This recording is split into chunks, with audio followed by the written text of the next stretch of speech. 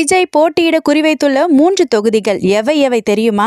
கரூர் அசம்பாவித சம்பவத்துக்கு பிறகு மொத்தமா உடைஞ்சு போய் நம்பிக்கை இழந்து தவிச்ச தமிழக வெற்றி கழக தலைவர் விஜய் புதுச்சேரியில வெற்றிகரமா பாதுகாப்பான முறையில பொதுக்கூட்டத்தை நடத்தி முடிச்சிருக்காரு. அந்த வகையில இதே பாசிட்டிவ் வைப்ஸோட பல முக்கிய முடிவுகளையும் எடுத்திருக்காராம். தமிழக சட்டசபை தேர்தலுக்கு இன்னும் 4 மாதங்களே இருக்கிற நிலையில தமிழகத்துல இந்த முறை திமுக, அதிமுக, தவேக, நாம் தமிழர் கட்சின்னு 4 முனை போட்டி நிலவும்னு எதிர்பார்க்கப்படுது.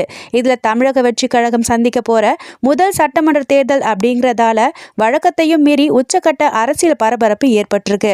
அதுலயும் இதுவரைக்கும் யாருமே சொல்லாத கூட்டணி கட்சிகளுக்கு ஆட்சியில பங்குன்னு விஜய் சொன்னதும் தேர்தல் களத்துல புது யுக்தியா பார்க்கப்படுது. ஆல்ரெடி கட்சிக்கான பொது சின்னம் குறித்து இந்திய தலைமை தேர்தல் ஆணையத்துல விண்ணப்பித்திருக்கிற நிலையில விஜய் தான் போட்டியிட 3 தொகுதிகளை செலக்ட் பண்ணி வச்சிருக்கிறதா தகவல்கள் வெளியாகி இருக்கு. அந்த வகையில அதிக அளவு சிறுபான்மையினர் வாக்குகள் இருக்கிற திருச்சி கிழக்கு, மதுரை மேற்கு மற்றும் திருவாடானை ஆகிய 3 தொகுதிகளில் விஜய் போட்டியிட அதிக வாய்ப்புகள் இருக்கிறதா அரசியல் வட்டாரங்கள் முணுமுணுக்குது. அதிலும் குறிப்பிட்டு சொல்லணும்னா விஜய் தன்னோட மக்கள் சந்திப்பு நிகழ்ச்சியை முதல் முறையா திருச்சியிலிருந்து தான் தொடங்கினாரு. அப்படின்னா அவருடைய முக்கிய குறி திருச்சி கிழக்கு தொகுதியாத்தான் இருக்கும்னு பேசப்பட்டு வருது குறிப்பிடத்தக்கது.